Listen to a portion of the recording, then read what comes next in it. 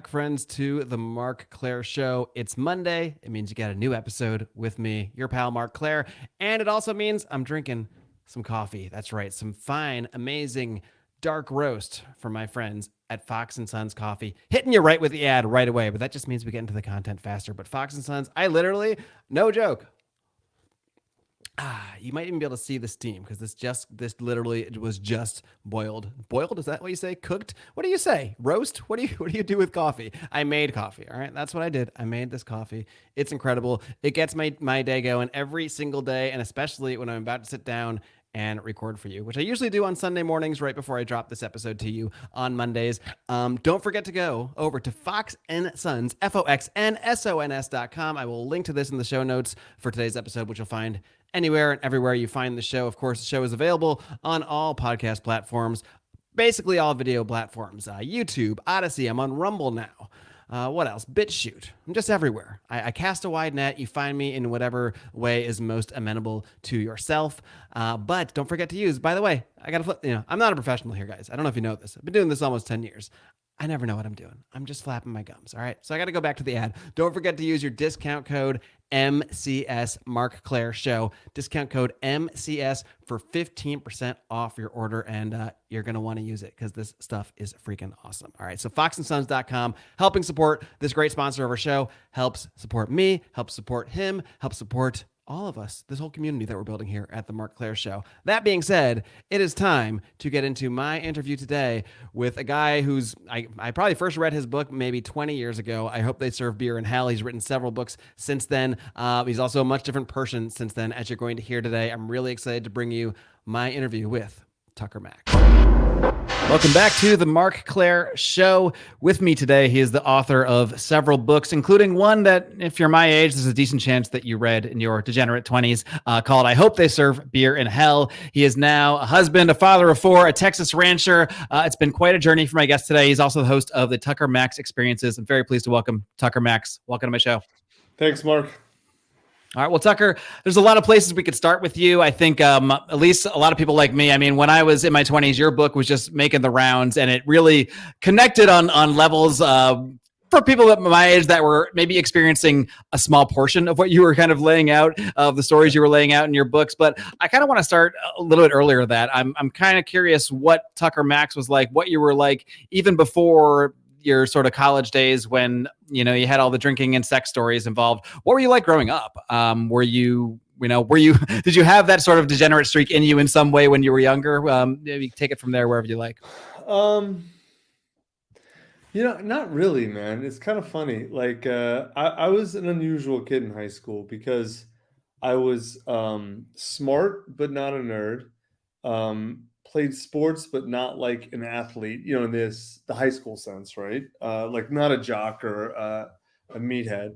I was in all the smart kid classes. I didn't belong to any of the groups, but I wasn't like an outsider either, right? I wasn't some lone wolf kind of person. And so I didn't actually party that much in high school. I also went to boarding school for 2 years. Which there's definitely some boarding schools that you can party a lot at. And there were some kids where I went to Blair Academy. There were some at my school who did. I was not one of those. And then I went to the University of Chicago for undergrad, which is, one of the best academic schools in the country, but not where you go if you want to party.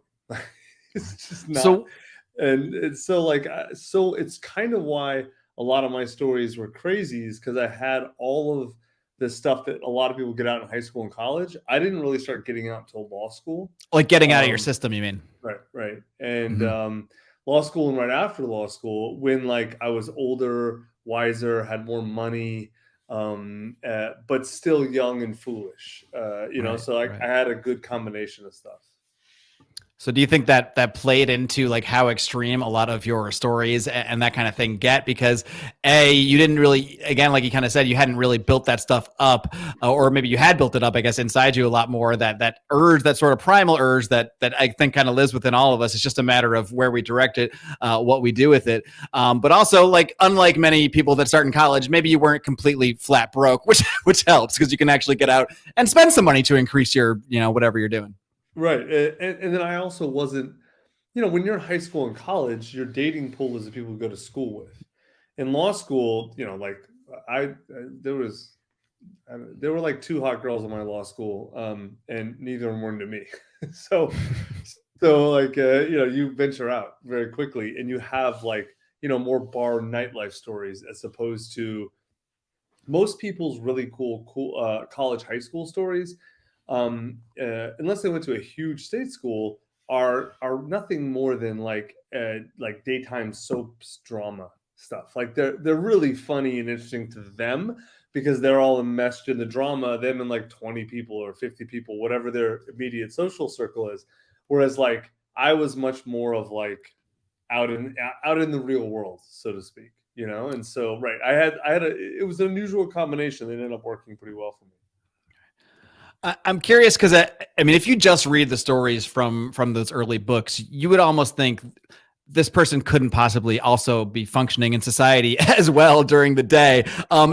Was it as constant, I guess, as you would think if you're just taking out all the stories, or were the stories? Oh man, Yeah, and then you go out in the real world and you realize, oh wow, there are people who do this every night. Like, right. there's a lot of people. There's a shocking number of extremely high functioning alcoholics in the world. Mm-hmm.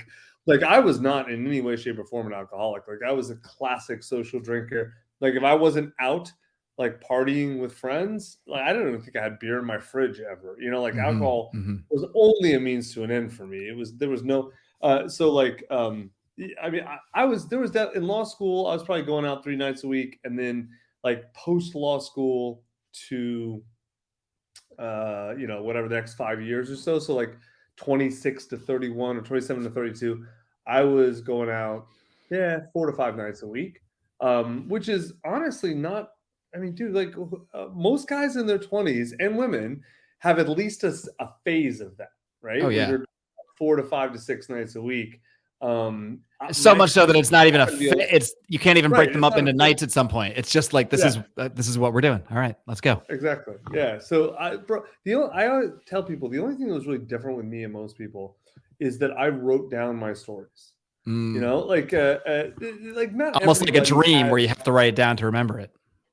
Yeah, and I'll admit on the scale of sort of craziness, I was towards the end of crazy. But bro, I mean, I have friends who have way crazier stories than me, and there's like a large percentage of people who come out to my events like, oh, your best story is like an average Tuesday night for me, and I'm like, okay, but I'm on stage and rich, and you're not, so like you might have better stories, but you didn't write them down in a good way, and I did, and that I think that's a huge reason why, at least at the beginning, my stuff took off and was so popular, is because it a lot of people were like, oh, that's just like me and my friends. I did not, honestly, it's true, Mark. I did not expect how many people would read my stuff as aspirational. Like, if you think about it, it makes sense. Like, I was stupid. I had never dealt with fame or anything like that. So I just didn't Mhm. understand. I thought everyone was doing what I was doing because that's what you think before you deal with any sort of fame or notoriety. But like, it just didn't occur to me that like 16-year-olds or 18-year-olds or 22-year-olds read my stuff and be like, this is so amazing. I want to be like this guy and go do these crazy things. Like, which makes sense. I would have done the same thing if I read it when I was 17, right? I just didn't think that way because I was 25 and dumb, Right. like Right. what do I know? When did you first get the idea to start writing down these crazy stories? Like, because I mean, some of your stories you can read them like a minute by minute breakdown. So it seems like Yeah. you were really like taking meticulous notes No. even as you went. I'm just curious why you decided to start doing that in the first place. Yeah, I wrote them down because after law school, there was like me and about 8 dudes who hung out together in law school, and we like jokingly called ourselves a fraternity, like the law school fraternity, because it was like all the big state school dudes, and then me who went to the university. There's another guy who went to Yale. There was a Yale dude and a Chicago guy, and then there were five like guys who went to like UVA and Kansas and like Arizona State and like the iconic party schools, and so we all hung out together and had a blast. And then we all went our separate ways at the end of law school. And I was living in Florida, working for my family, my dad, my family business, and I hated it. And South Florida, like I don't do drugs, and I'm not old. And so, especially 20 years ago in South There's Florida, not much left. if you weren't on blow or 75 and Jewish, there was nothing for you in South Florida, and it sucked for me. And so like I like would just of course I would go out anyway and get drunk anyway and bury my pain and anguish in alcohol, and then hook up with some skank, and then like I would just write stories about it. Like I read emails to my friends, like, oh, like that was our game for a couple of years after law school, is who can write the funniest email about the dumbest shit they did. And my friends were lawyers, so they had to bill like 12 hours a day to stay at their law firm, right? And I'm like, I worked at a restaurant, like my life was drinking and partying. So it was easy for me to find excuses and places to be foolish and reckless. And then when did you get the idea to to take that and actually publish some of those stories? Was it kind of like the reactions you were getting from your sort of inner circle, and you said did somebody like bring that up and say, "Hey man, why don't you just like put these in a book or something?" No, not really. Like almost every success in my life is a result of me stumbling ass backwards into something, and writing was the same way. So what ended up happening was I got fired. Well, I got fired from being a lawyer. This is a while before, and so I in a very public way.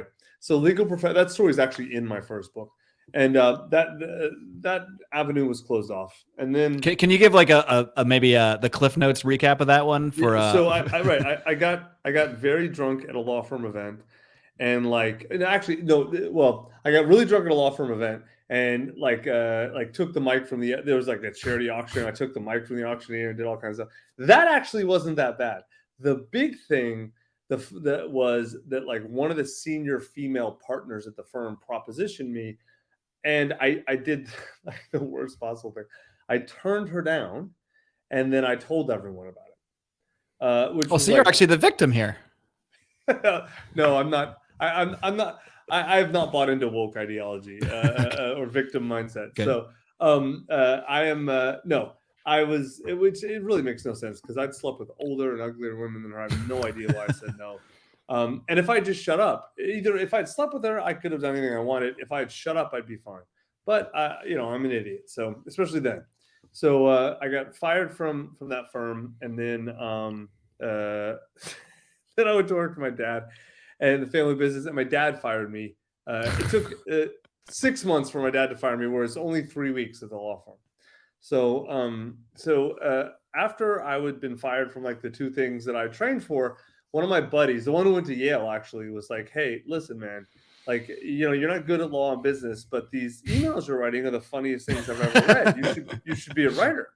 And I was like, "What am I, a bitch? I'm going to be a writer? Like, what kind of ridiculous bitch do you think I am? Because I'm not." And he's like, "Well, obviously you're a writer, bitch." And I was like, "What am I going to go sit at the coffee shop?" And right, exactly. No, that was definitely I came from the mindset of like the master of the universe. Like I got recruited by Goldman and McKinsey. Like I was very close to becoming one of the horrible. I'd probably be working at BlackRock right now, buying neighborhoods from people and kicking out poor kids and horrible shit like that. Like I'd be the worst if I'd gone down that path. Thankfully I didn't. And so anyway, my buddy's like, "Listen, these emails are hilarious." And at the same time, that was finally when I started getting my emails forwarded back to me. And I'm like, okay, maybe he's right. Maybe these are funny. Let me just see if I can get a book published. Like they were getting passed along so much that someone eventually sent it to forwards? you. Right. Yeah. Are you old enough to remember email forwards? I certainly am. Okay. All right. So like I was at the beginning of the, this was whatever it was, 2000, 2001. This is pre-social media. So I sent out my stuff to every publishing company in the country. And that at that point there were a lot. This is obviously 25 years ago ish, and I got 100% rejection. And I'm being literal in the actual definition of the word literal. In fact, 90% ignoring, 10% or 9% form letters rejection, and then maybe not 1%, but I got 4 or 5 like actual personalized rejection letters that were like, you should never type an email again. This is the worst thing I've ever read. You should be in jail. I had real rejections like that I actually thought were funny at the time, and they still are funny. You could do a book just of your rejections, especially in light of what just happened, right? Or what happened with the books. Anyway, so I ended up putting my stuff on the internet. Like this was 01 or 02, 02. And it's like, I went on GeoCities, if you know GeoCities, Yeah. and like I put a site and it blew up. Like it took a few months, but it like kind of got a ton of attention and blew up. And then like MTV filmed this is back when like it was super weird to meet people on the internet. And I had like a date application page and MTV filmed the whole thing about me. And so all the publishers came back, and then that ended up becoming I Hope They Serve Beer in Hell. And then went from there. Wow. So when that started taking off, like at what point along that did you realize like, okay, I'm not just like selling a few books here. I'm actually like almost in a strange way, even forming a weird like degenerate movement almost centered around me as a personality. When did that sort of start to click for you a little bit? Probably not until. Well, the book was on the bestseller list. It launched is 2 consecutive weeks on the bestseller list. That was just off my email list, and then went off, and then it like bottomed out at about 800 books a week sold, and then it started taking off again.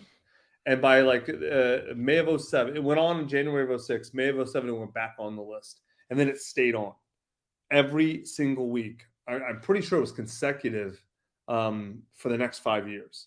And then even after it went off a week or two, it was like on intermittently for at least 6 calendar years. And so like, I'm not sure the moment I knew, here's the thing, man. I wish I could say, oh yeah, I started a movement. I don't think I did. I think I captured a certain type of zeitgeist for a movement that was already existing. Right. Which is like a very different thing. Like it'd be cool to be like, oh, everyone's following me. I don't think that was what happened. It was more like a lot of us are experiencing this. You've put it out there and we say, oh, we've been through a version of this, even if it's maybe not as wild and crazy.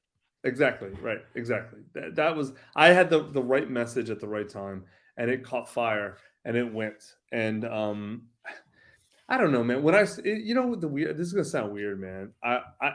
I was never shocked by any of the success of it. Maybe that might just be because I was so emotionally dissociated and not paying attention or whatever. But like, there was no aspect that I've been one of those weirdos who've always kind of known I was going to succeed. And not at this necessarily, but like once I started, I realized, okay, this is going to be big. And like, it's almost sad in a way it almost felt preordained. And, which sucks in a way, because I almost didn't enjoy it. Like every bit of success, I almost felt like not I was owed, but like it's like I knew it was going to happen before it happened. And so when it happened, it was like, it's like if you find $20 in your pocket, it's like way more valuable than you work for $20. It was the same thing. None of it was found. Like I knew I did the work for it. I knew it was coming, and it came. And I was just kind of like, yeah, it sounds so arrogant and preposterous. But bro, I can remember like speaking at colleges in front of like 1,500, 2,000 people and being like, yeah, this is how it should be, of course. I know it sounds crazy, dude. It does. It was never really a shock to me. Maybe a couple times, like random things would happen, like some celebrity. The first time you meet a famous person who knows who you are and loves your stuff, and that's not happened before. But like, it's not, other than when that. Was the first time that you can recall that happening to you?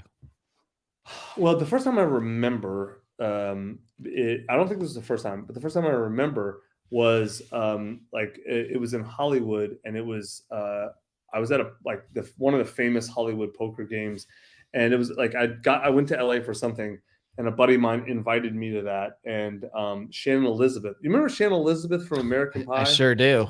Oh yeah, every dude does. So this was like when she was kind of at her peak. It was maybe 4 or 5 years or whatever after American Pie, and she had read my books and loved them.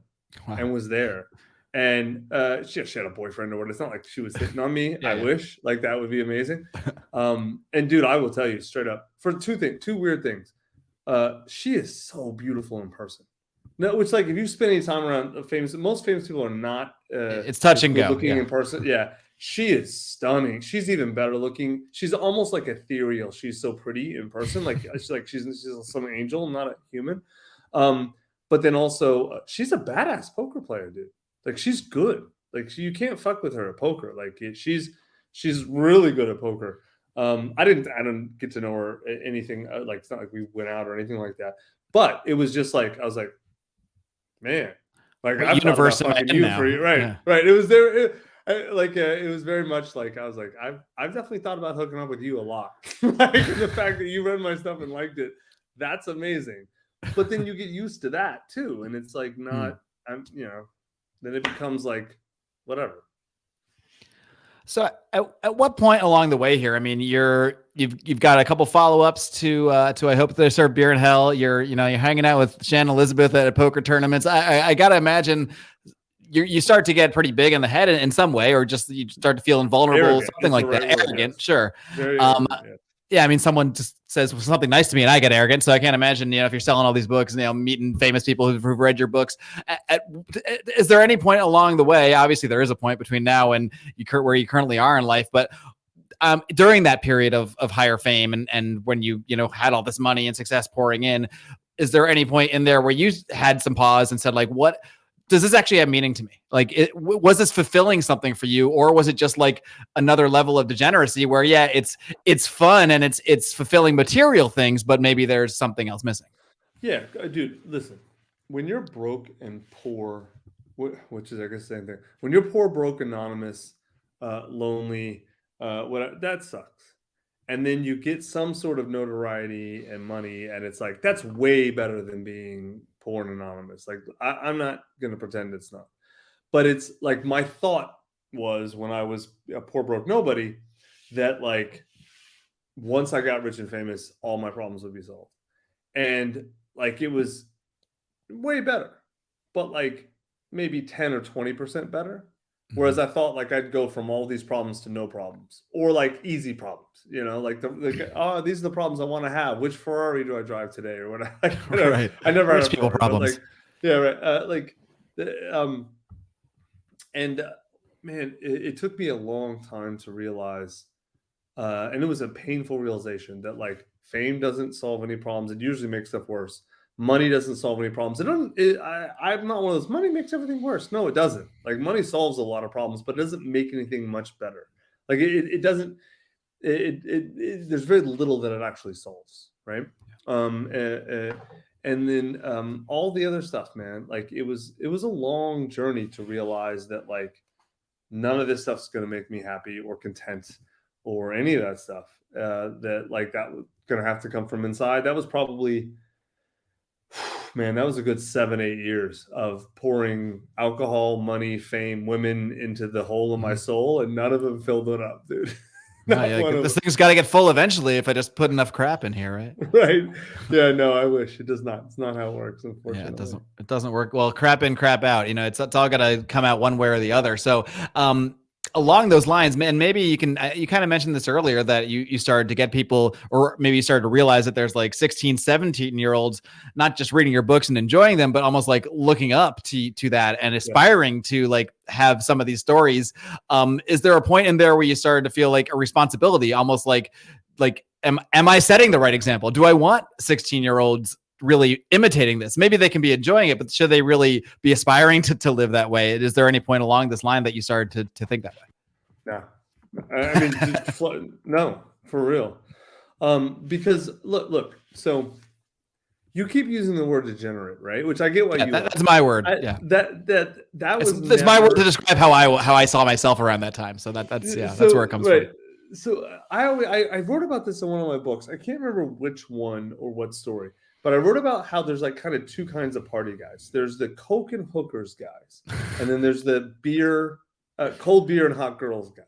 And I was always a cold beer and hot girls guy. Like I never used coke. I've never been to a prostitute. I mean, not a paid prostitute. I've hooked up with girls who turned out to be escorts or other sorts of service workers, but I wasn't going to them as a client.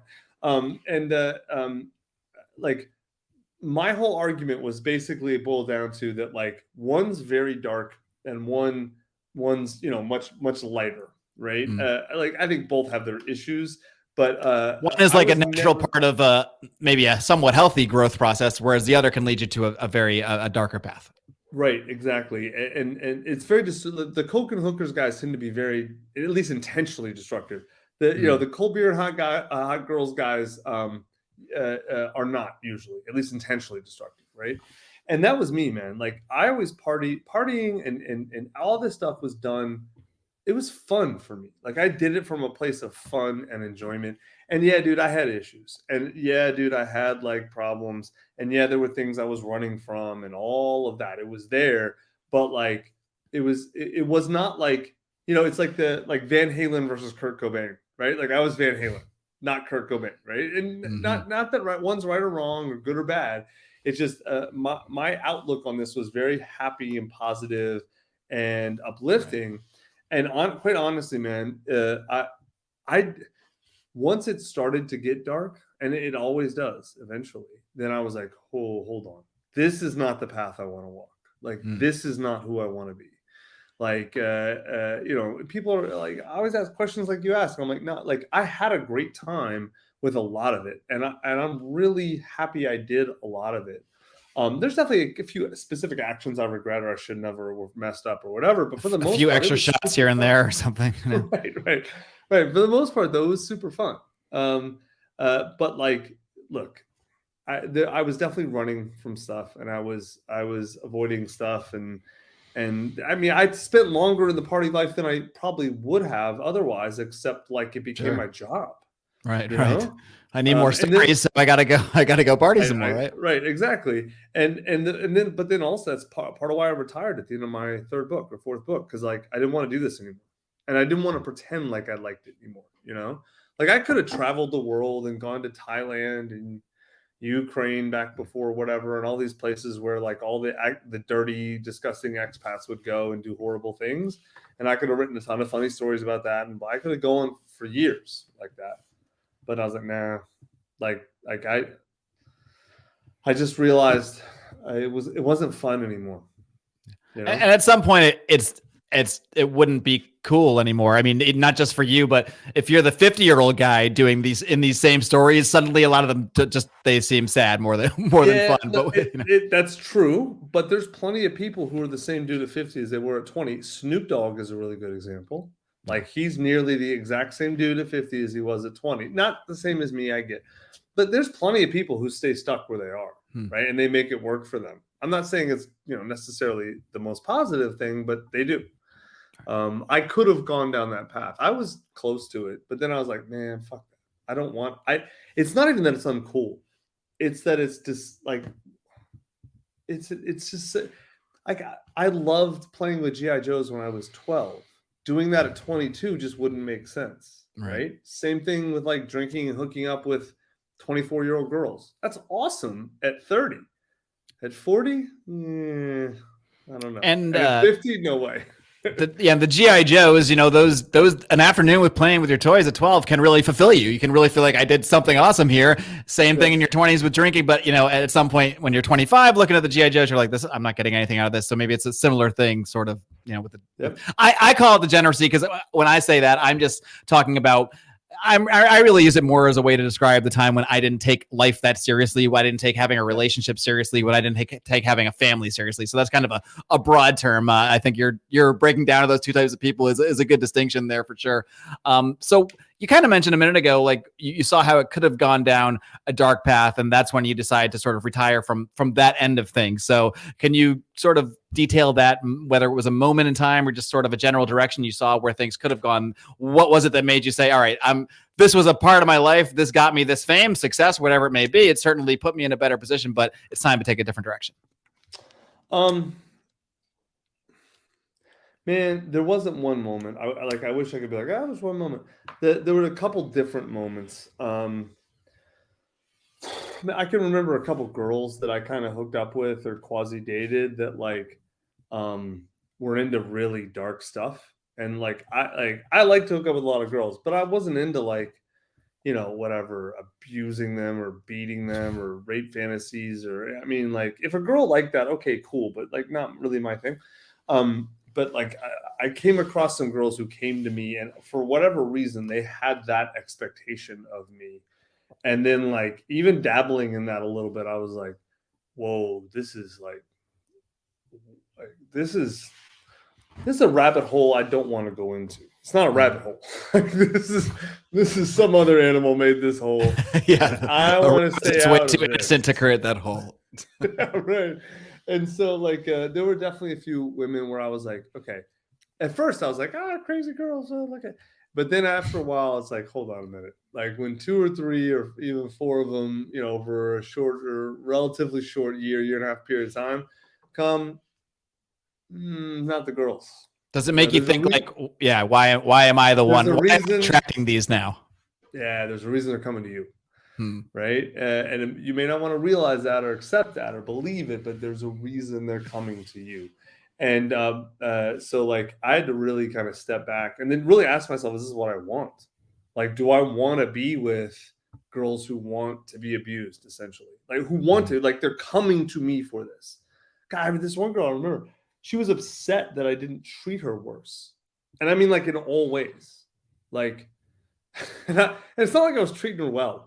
Right, like it's not like this is like I'm not a white knight, man. I was not playing that game, and I definitely was not treating her well. I thought, and she's like, "You treat me so much better than I thought you should." I was like, "What?" Like, so I was like, "Okay." I was like, this is not the person. I don't want to be the person I'm gonna have to be with these types of women, Right. in a relationship. This is not a path I want to go down. And I'm not like shitting on those girls or whatever. They've got their shit. That's fine. I don't care. It was about me, right? And so then I had to kind of, and then also, man, I just didn't want to keep going out drinking, hooking up. At some point, like you It's could never tiring. convince 19-year-old Tucker that he would have gotten tired of hooking up with random girls, but 32-year-old Tucker was fucking tired of it. Mhm. Like it was like, okay, enough, man. Like which seems breathtaking to me. But I really got very sick of it. And then all of it, dude, like drinking got boring, partying got boring. It was the same things over and over after a while. And it was like, all right, well, it was a cool phase, but this is not going to be the rest of my life. So what do I want to do now? How do I want to show up? And I had to really could do a lot of soul searching, man, and realize, yeah, like this is not. If this isn't going to be, if this isn't who I'm going to be, who am I going to be? You know? Right. If you're going to replace this Tucker, this wild and crazy party Tucker, it has to be replaced with something. So that must have led you down, I guess a little process of introspection or what have you. Yeah, I mean, like so after, uh, once I fixed everything in my life, right? Like I got in amazing shape, finances were dialed, I was already rich and famous, like everything was perfect. And I was still pretty lonely and sad and unhappy in most ways. Much better than I was, but like it's like, I it was a clean toilet, but still a toilet, right? And it's like, all right, well, so then eventually I had to realize, well, if the problem's not outside of me, there's only one place left. It's got to be inside. So started therapy. Went 4 times a week for 4 years. It took me like 20 therapists, but I eventually found a great therapist. It was a great match for me, and she helped me a lot. Uh, but like again, that was just talking about your emotions and talking about your problems is better than nothing, but it only takes you so far. I still have a lot of emotions to feel and a lot of issues to work out. And then I eventually found psychedelic medicine.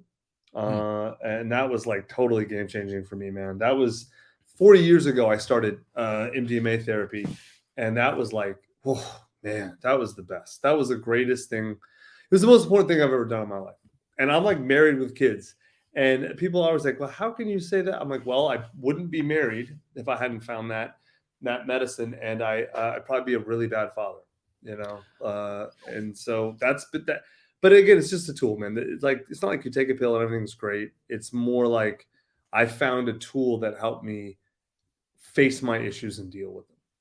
So how does MDMA actually work in the therapeutic sense? You actually go into an office and it's administered to you, and then do you talk like while you're starting to become under the influence of it? Yeah, no, close. So the way that I've always done it, right? And I work with a couple different underground guides around the country, but you go to their office or their house or wherever you do it, and then you put on an eye shade. You take the MDMA, it's a little capsule, 125 milligrams or something, between 125 and like 200 milligrams. You take a capsule, You put on your eye shade, you lay back on like a sofa or a little small bed thing. They'll play, they play like, they light the candles and the sage, and they play this like great harmonious, like calming music. And no, you don't talk to them. Oh, it's I just didn't, doing it there. you are, if you need to talk, like most of my guides, like I'll have ideas or something will pop into my head. And so like I'll tell them so they can write it down. I have a little note and I can get it out of my head and move to the next thing. Hmm. But like some people don't talk at all. And there's generally speaking though, and what MDMA does is that it opens you up, it dumps all your serotonin in your brain. So you feel this most love and the safest you've ever felt in your life. And so you feel like it's this amazing feeling. But what if you're open to it, if you surrender to the medicine, you allow it to work, what ends up happening is that all the stuff you've pushed away ends up coming up, right? Because you feel safe and loved, like all of the shame or the guilt or the grief or whatever it is you've been pushing away for years and didn't want to feel, it comes up and you feel it. And it sucks a lot of times. Like it's not a super pleasant experience to deal with all the shit you've been trying to avoid for your whole life, right? To deal with it. Yeah. But Sure.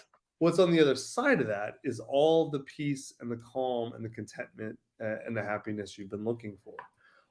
It's on the other side of dealing with your shit. And That's that's really what MDMA does. It helps you, and other psychedelics, mushrooms, LSD, and they all work differently. But the point is they're all tools to help you deal with your shit. It's such an interesting parallel because even just in my last episode, I was speaking to an Orthodox, preacher, or Orthodox pastor, and he kind of just described his journey similarly. That when he came closer to his religion, it's almost exactly like you're describing the MDMA. It's just it sounds like a great thing, but actually, it's the most suffering he's ever had because because of the same reason. It forces you to learn the true self of yourself. So then confronting that is the hardest thing you can do, but also the most rewarding when you get to the other side. And it's just so interesting to me that you almost have the same story, just with a different tool. You know what's funny? You bring that up. So I did about a year and a half in. I combined MDMA and LSD, which was a great mix for me. Was that on your LSD, own volition, or was this in? I don't do any of this shit recreationally. I do it all. But that's in the medicinally. environment of the office, you're saying. Yeah, all medicinally with guides who are very experienced, and I've never actually done any of these drugs recreationally, which I don't know how people do this stuff recreationally. Like first time I did LSD, I just cried for 12 hours. Like I couldn't imagine being at a concert or something and taking that. Like I don't know. Well, a lot of times you see people crying at concerts. That now you know what they're up to. Yeah. Well, so the one girl crying in the corner. That's her. Exactly. I mixed MDMA and LSD, and it was a great mix. But like, I've been atheist my whole life because nothing about religion ever made any sense to me. Like, this doesn't make sense. Clearly, like, what are you talking about, right? It's just patently wrong. Doesn't make sense. And then I had what can only be described as a very clear, like, religious experience, an ecstatic experience. What we refer to as an ecstatic experience in religion, without going into all the details. I finally understood. Like I got the next day, one of my good friends is Mormon, like magic underwear tied to the church Mormon. Like he's a Mormon, but a great friend of mine. I called him the next day or 2 days later, and I was like, dude, I think I understand why you believe in God now. Is it because God to you is an experience that you're experiencing God, and that like that's when you say you talk to God or communicate with God? It's this ecstatic experience. And he's like, yes, I've been trying to tell you this for a decade. I'm like, bro, I thought you were stupid. I thought you've been fooled. I thought you were convincing something yourself. Can be conveyed like, by just telling. You can't just write that down and someone says, "Oh, okay, got it." Right. I was trying to think my way into religion when just the reality is, from a purely rational, logical standpoint, religion is stupid and does not make sense. It just doesn't. That's it. Right? That's why it requires faith. You got to just believe in spite of the evidence. That's bullshit. But once you're able to sit back and somehow feel it, then everything made sense. Now, I'm not like a Mormon now. Like I still think the religious dogma is silly, but I understand the feeling.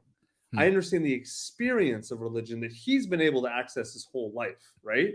And so that's why he's religious. Is he puts his spirituality into this container. That's fine. I'm not going to put it into that container. I'm going to deal with it differently. But yeah, dude, absolutely. Like I get truly religious people who really believe that because they've experienced it. I know exactly what they're talking about. I fully get it. I am more aligned with them in terms of beliefs than like some atheist or some fundamentalist, like someone who's just like, this is what what the rule is and that's it. I'm like, okay, well, Mm-hmm. you're just a bureaucrat for the church, man. Right, right. Like that's but yeah, I get it, man. It's the experience. Has that experience sort of opened you up to exploring any particular religious path, or is it really just more just made you like, okay, I'm not going to go say I'm an atheist now because I feel this thing, whatever it may be, if I don't fully understand it right now? So I would call right now I am deeply, like this kind of the cliche, but spiritual but not religious, but not like the way most people say. Not the cringe way. Yeah. Yeah, right. At least I try not to be. For me, spirituality is it's hard to, man, it's hard to put in words because it is such an experience for me. But if I had to put it in words, and this is losing a lot of the fidelity of the experience, obviously, because you're taking an experience, put it in words.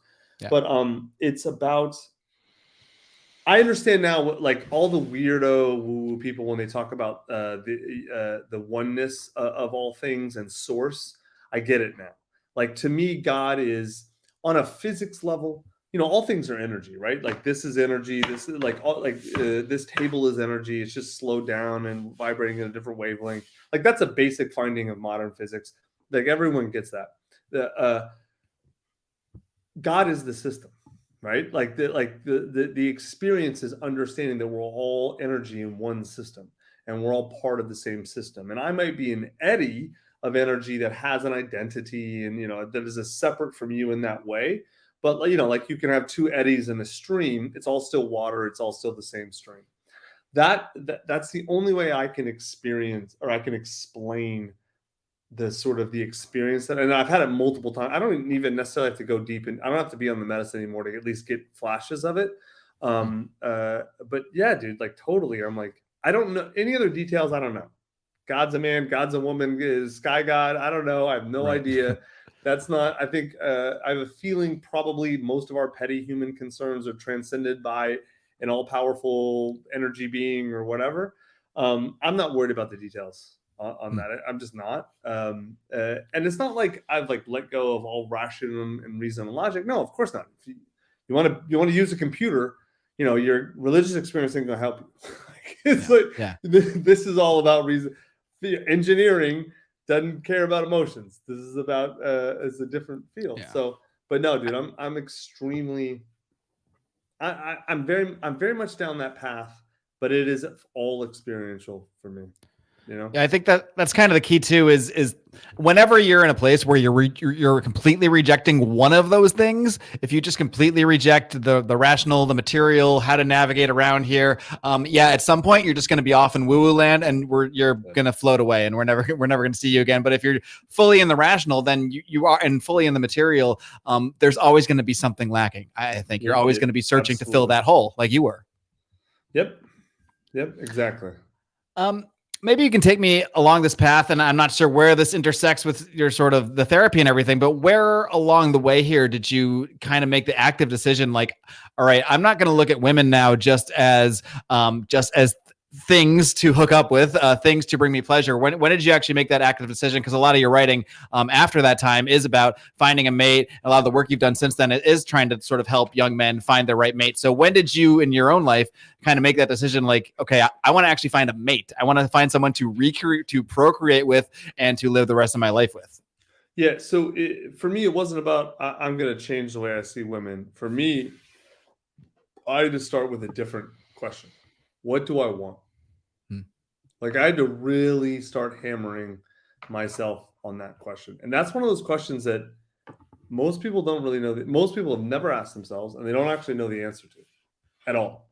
And in fact, most people, if you start asking them what they want, get really angry and upset because they realize that they have no idea what they want. And by implication, they're living a life that's not theirs, that's a bunch of shit that someone else told them they were supposed to want. And then they start, like, it can get dark fast with that, and it did for me in certain ways.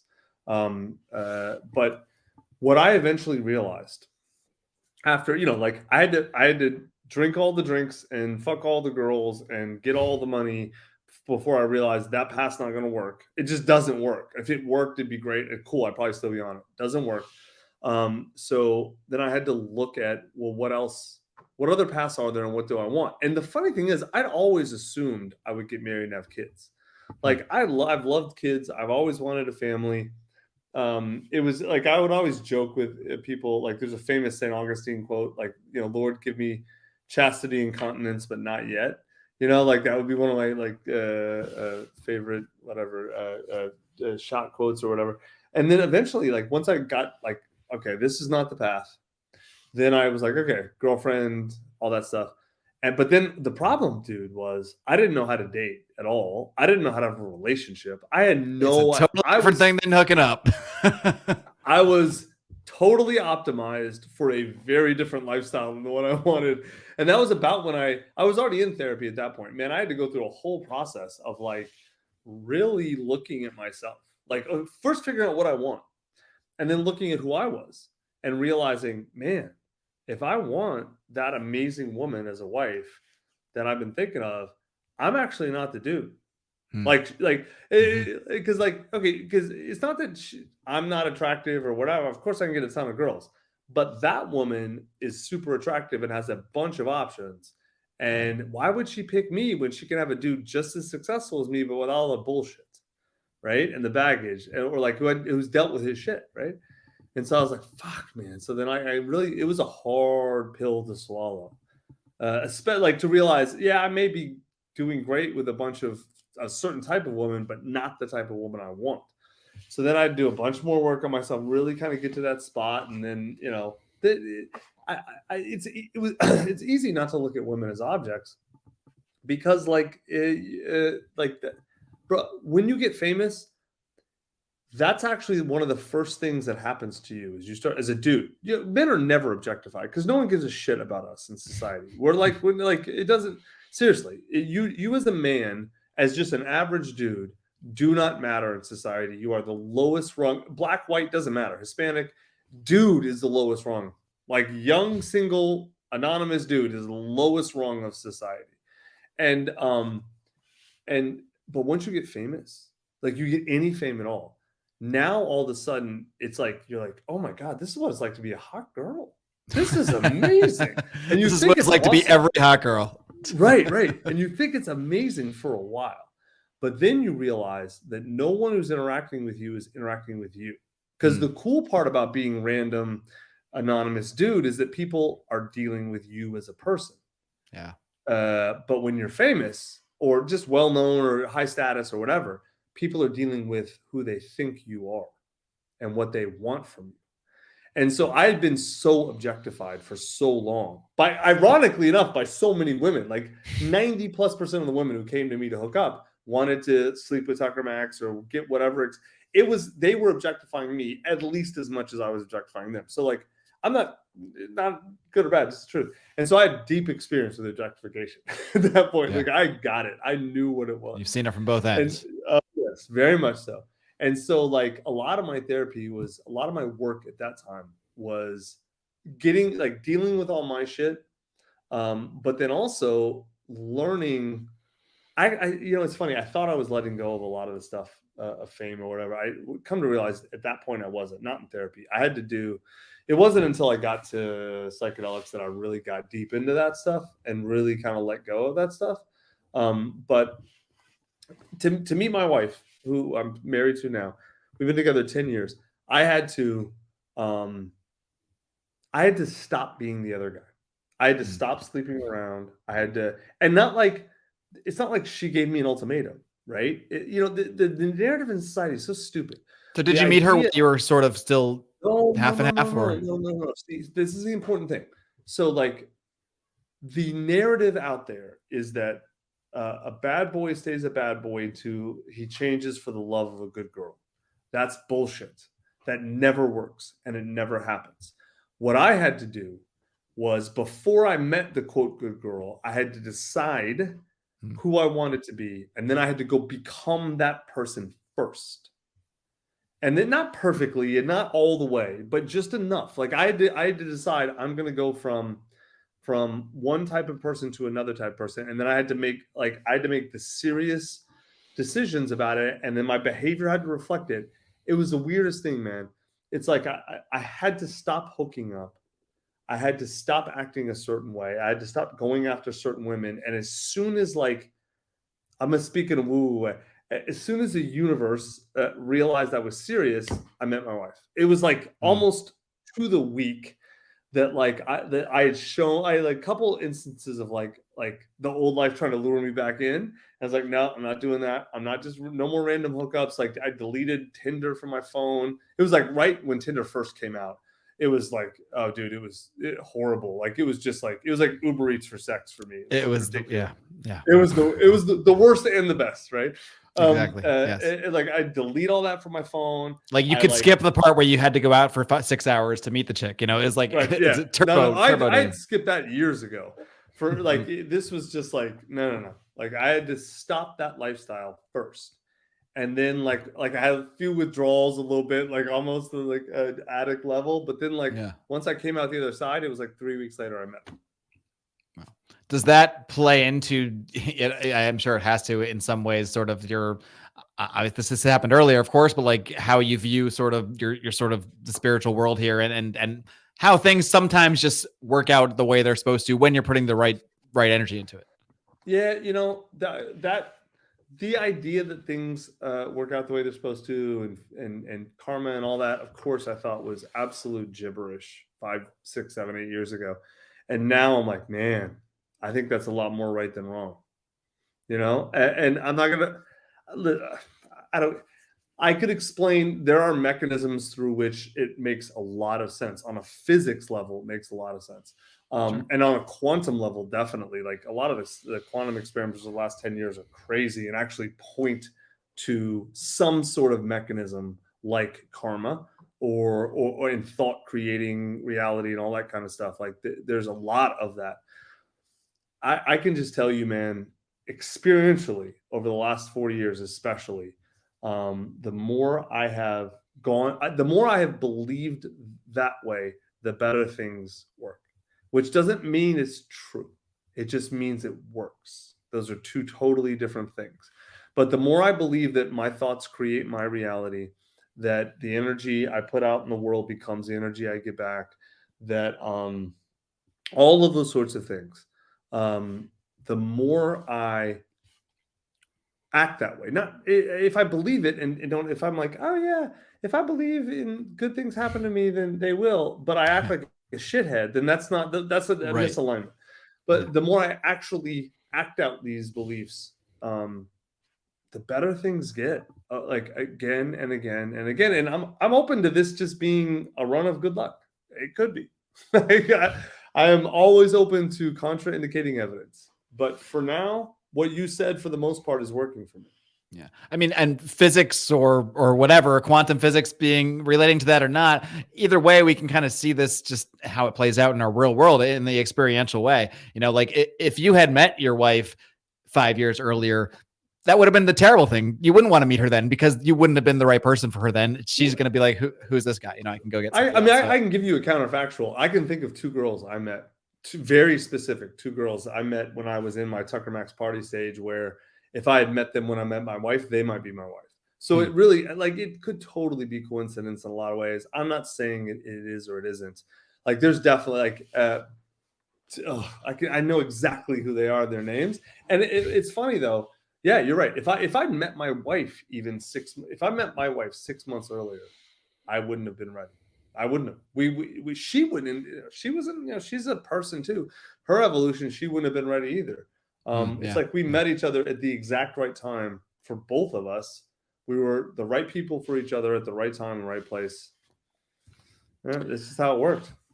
I'm curious, as we kind of wrap up the main show in the next few minutes here, what your advice would be to, I don't know, you could either say a young Tucker or maybe just like a 16, 17-year-old who maybe reads your books, maybe thinks this guy seems awesome, this seems like fun. What advice would you give to them? Because I imagine speaking to you, it wouldn't necessarily be don't do that stuff. But I'm curious if there is some wisdom you would impart to like a younger version of yourself, just maybe, based on your own experiences, and maybe if in just a way that it comes to how they might want to look at life or approach certain things in a certain way. I try. I don't like giving advice, and I try to avoid giving advice. What I try and do is tell people what's worked for me, right? And then they're gonna have to make up their own decisions. But honestly, if there was one thing I would say there's a lot of things that have worked really well for me. But if I had to pick one, it's like, okay, this is the thing I'm gonna tell you about that's worked for me that you'd be wise to consider. Um, it's what we talked about like 10 minutes ago. The really asking yourself what you want. Like, what do I want? I promise you, I'd be shocked if even 10% of your listeners have ever asked themselves that question on any level of analysis. And like your first answer, like, oh, I'm hungry, I want lunch, or I want a nice car, or like get past all those aren't bullshit answers, but get past all the first 3, 4, 5, 6 obvious answers and why do you want that? What's that going to get you? What do you want that for? And just keep going. And man, even now, man, I do that exercise even now, and it's kind of like it's crazy if I really follow the thread. A lot of times, where it takes me and what I realize, I cannot tell you how many times I've done the exercise and realized, oh my god, I am busting my ass for this thing, and I don't care. Why? I don't care. Yeah. Like it was like a whole house of cards built on nothing. Because it's really easy to just find yourself doing something because you're doing it and working towards this thing that if you actually break it down, you didn't even want originally. You just ended up doing it. And then at some point you're just doing it because you're doing it. Mm-hmm. Exactly. 100%. I'm curious if you just maybe maybe not advice necessarily, but based on your own experiences, if someone is sort of thinking to themselves, like, yeah, I have thought about this. I am at that point when I do want to have a mate. I do want to change sort of my own orientation so that I'm attracting the right person. Right. Maybe some of the first steps, not necessarily they should take, but that you took, I guess. How about that? Yeah. I mean, like, look, again, the best thing.